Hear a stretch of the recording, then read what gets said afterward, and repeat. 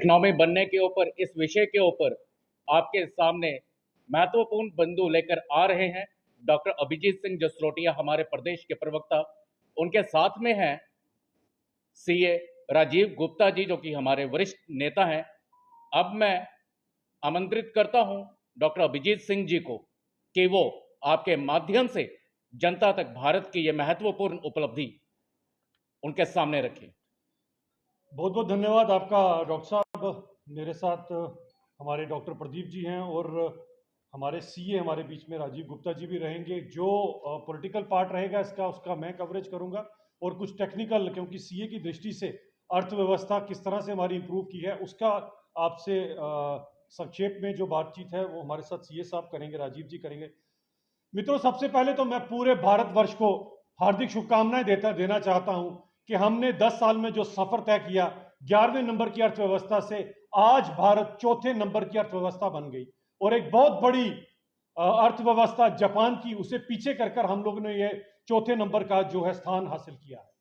और मैं, क्योंकि किसी भी अपोजिशन की तरफ से कोई ऐसी बधाई संदेश नहीं आया, तो मैं अपोजिशन को जरा एक शेर से कुछ कहना चाहता हूं कि तू मेरी तरक्की से ना जल, खासकर अपोजिशन के लिए, कि तू मेरी तरक्की से ना जल, इसमें तेरा भी फायदा है। तेरी कीमत कुछ ज्यादा थी, मेरा ईमान कुछ ज्यादा है।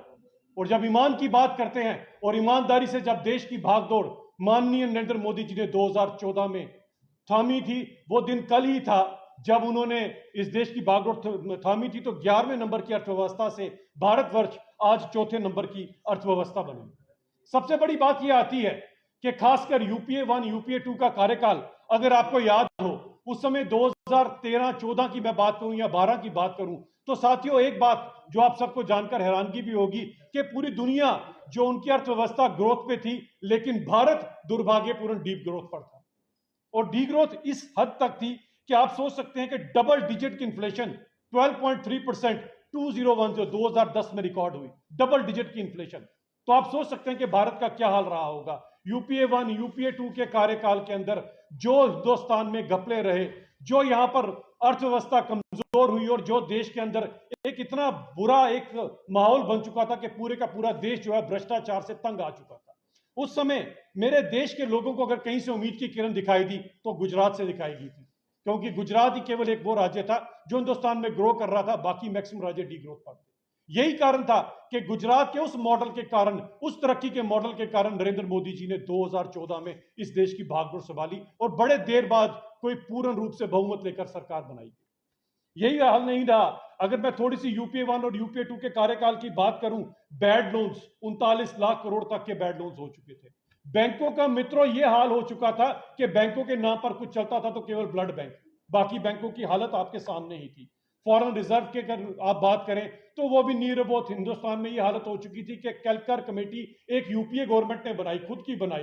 केलकर कमेटी ने यह सिफारिश की कि आपके पास 5 या 6 महीने से ऊपर का रिसोर्सेज नहीं है देश चलाने के लिए। ये उन्हीं की रिपोर्ट है। अब आप खुद सोचिए कि ये हाल क्यों रहा, क्योंकि स्वर्गीय राजीव गांधी जी ने एक बात कही थी कि 1 रुपया हम यहां से भेजते हैं, नीचे 15 पैसे पहुंचते हैं।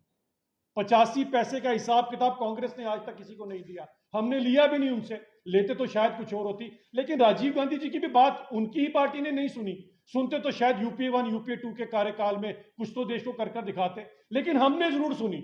मैं फिर कहना चाहता हूं, हमने जरूर सुनी कि उनकी बातों के अंदर क्या अच्छी चीज है जो हम ले सकते हैं। इसी कारण अगर आपको याद होगा, जब नरेंद्र मोदी जी 2014 में इस देश की उन्होंने बागडोर संभाली तो सबसे पहले डीबीटी बनाया गया, डायरेक्ट बेनिफिशियरी ट्रांसफर।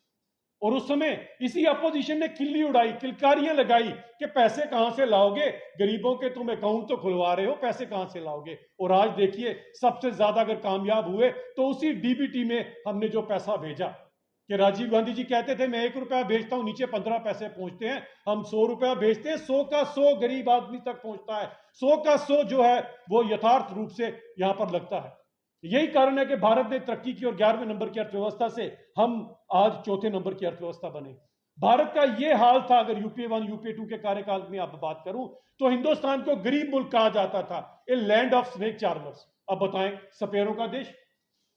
कितने दुर्भाग्यपूर्ण था कि पूरी दुनिया हमें क्या देखती थी, गरीब कंट्री, पुअर कंट्री। आज देखिए, आज भारत का लोहा पूरी दुनिया मान रही है, क्योंकि नरेंद्र मोदी जी के नेतृत्व में जिस तरह से भारत ने तरक्की की है।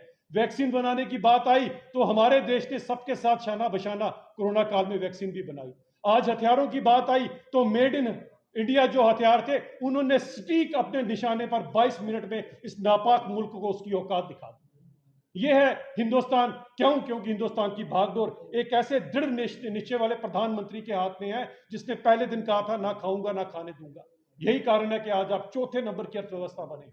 और ऐसे ही चलते 2047 में जो विकसित भारत का जो संकल्प हमने लिया है उस ओर हम दिन बर दिन अग्रसर हो रहे हैं।